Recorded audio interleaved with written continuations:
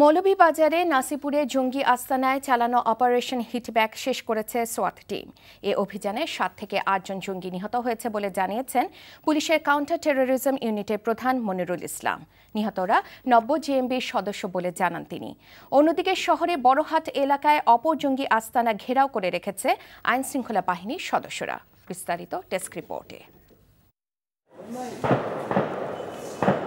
সিলেট শহর থেকে প্রায় ২০ কিলোমিটার দূরে নাসিরপুর এলাকায় অপারেশন হিটব্যাক শেষ হয় বুধবার বিকেলে।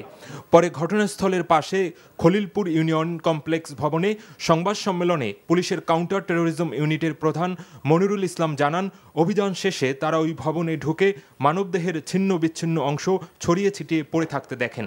এসব দেখে ৭-৮ জন জঙ্গির মৃতদেহ বলে ধারণা করছে পুলিশ।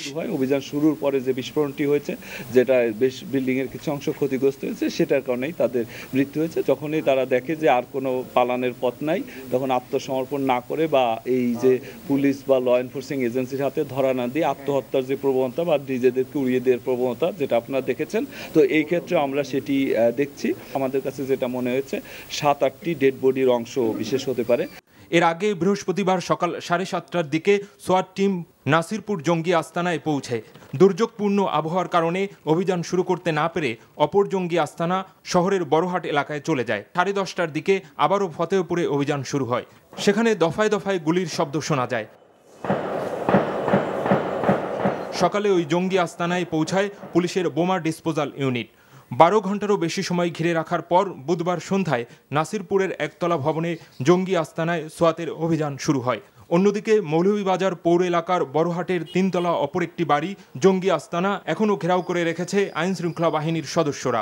প্রস্তুতি ও পরিকল্পনা শেষে সেখানে অভিযান চালানো হবে বলে জানিয়েছেন পুলিশের কাউন্টার টেরোরিজম ইউনিটের প্রধান। প্রথম যে আস্তানাটি চিহ্নিত করা হয়েছিল, সেটি এখন পর্যন্ত সেভাবে ঘেরাও করে রাখা হয়েছে। তো আমরা যেহেতু এই কাজটি প্রাথমিকভাবে শেষ হলো, এরপর আমরা ওই অভিযানটি পরিচালনা করব। শওকত করিম, NTV নিউজ ডেস্ক। দল